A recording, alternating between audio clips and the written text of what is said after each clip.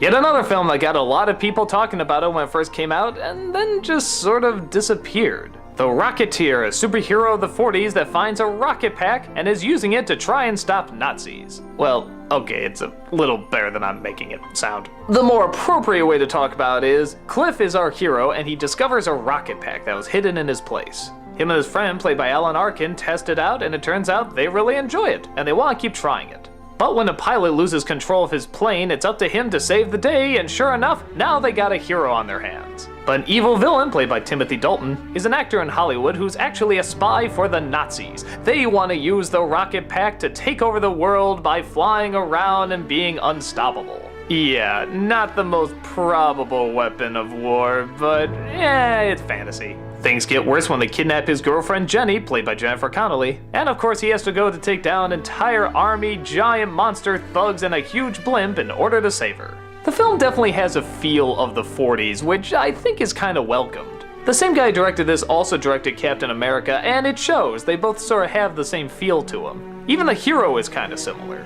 And speaking of people in this movie, this one has a lot of big names that were not yet big names. But one of the reasons I really like this film is that while you're watching it, you're saying to yourself, these people should be big names. Because they're all wonderful performers and they do a great job portraying these parts. The only one that never went on to anything was the Rocketeer himself, and I feel kinda bad. I thought actually he was a pretty legit lead. I don't know, maybe the part just wasn't written complex enough for him to shine, but I thought he actually did okay. The effects probably use a little too much of the green screen technology, but there's still lots of scenes of him flying around on his own too.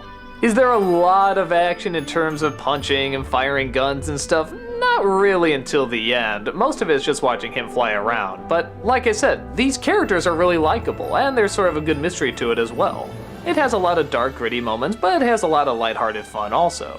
I get the feeling this film was sort of trying to be a more kid-friendly Indiana Jones, and yeah, that's kind of what you get. Like I said, there are still one or two gruesome deaths in there, but nothing along the lines of Harrison Ford territory.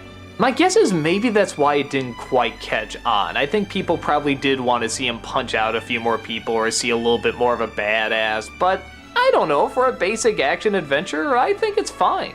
It's creative, it's funny, it's got its dark elements, it's got a fun villain, it's got some fun side characters. I don't think it's grand, but I think it's good.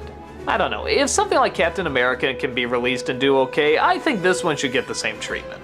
So go check it out and make its popularity soar again.